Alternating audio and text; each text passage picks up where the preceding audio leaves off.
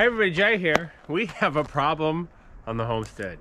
Do you see this giant pile of firewood? Yeah, well, we need to find a home for it. So, anyways, if you're just joining us, we spent $300 and got not a grapple load, but a roll-off dumpster load of wood, if you will, probably 4 or 5 cords. I don't know yet. Sorry if the wind's it's a little windy out, so hopefully the audio is okay. But anyways, we need to find a home for this wood. Now, obviously, we have our 2 covered wood sheds. This is premium firewood we have behind us.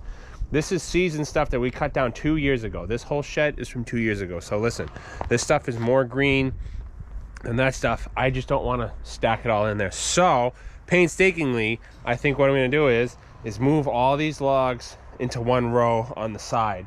I think it will fill the shed, and then we'll be able to start filling this shed here, these 2 rows here, with all this nice seasoned premium split wood. We have a decision to make though.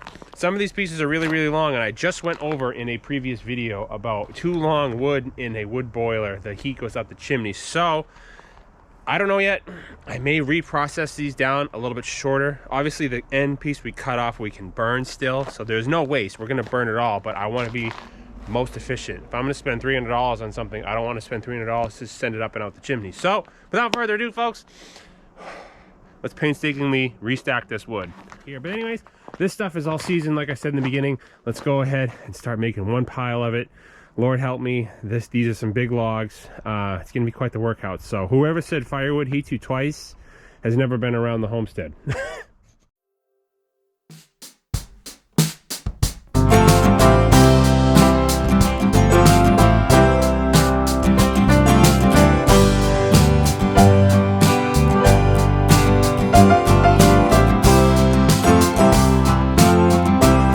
You know, it's actually quite fascinating. All that wood made exactly 1 row. So we've used 2/3 of this shed. This wood came from the playground build. We took down like 30 or so trees. So over the course of the last couple of years, we've used 2 rows. So anyways, let's finish up what we're doing here. Again, some of these pieces here, let me show you. Some of this is crazy. Look at this. Like this one piece here, for example. Rough estimate, that's a 6-foot piece. You know what I mean? So we're definitely gonna have to, if we're gonna reprocess some of them, we might as well reprocess all of them. So let's do a quick measurement here. I don't remember the size of these sheds, the inside. We have, well, let's go right to the log, for example. We got 58, call that an average.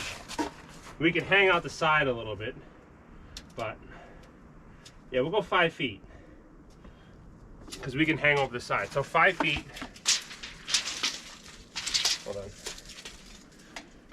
5 feet 60 inches. So funny thing is, the perfect size for that boiler is about 30 inches because I made a video a few videos back that you want to utilize the first half of the Firewood. So I think if we cut everything at 30 inches, again, we'll have a row in the middle. And then we'll have another row that once we stack some stuff up, we can actually hang out the side a little bit. So 30 inches it is. Let's go ahead and whip up a jig real quick, make a sawhorse, and that way we can load up the sawbuck, cut all these pieces, and then load it in there. So it's uniform. I want uniformity. I want 2 nice rows of wood stacked in here. Not gonna lie, folks, I'm pretty proud of that quick and dirty sawhorse. Look at that bad Larry. So let's have a look here. 30 inches was the magic number, right? So from outside stud to outside stud, 30 inches. Perfect. So for example, let's load it up and see.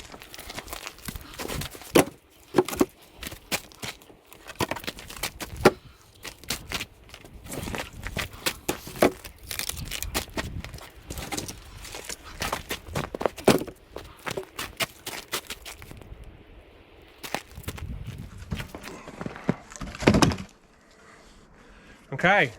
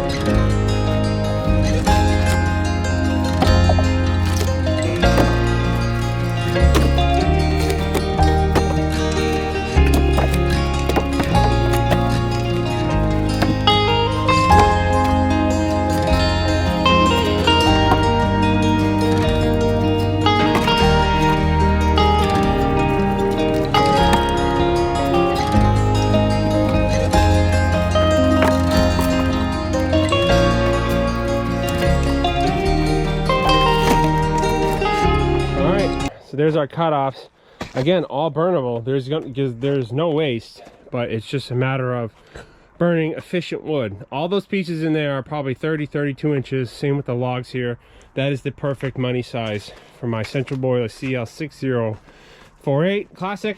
And let's have a look at what we did today, just in a little bit of time. All hardwood, premium stuff. So what we'll do here is we'll cut some short ones, fill the bottom row, and then the 30 to 32 logs will stick out just a little bit, which is quite all right. We have a little bit of a overhang on our woodshed anyways. So yeah, we're working away.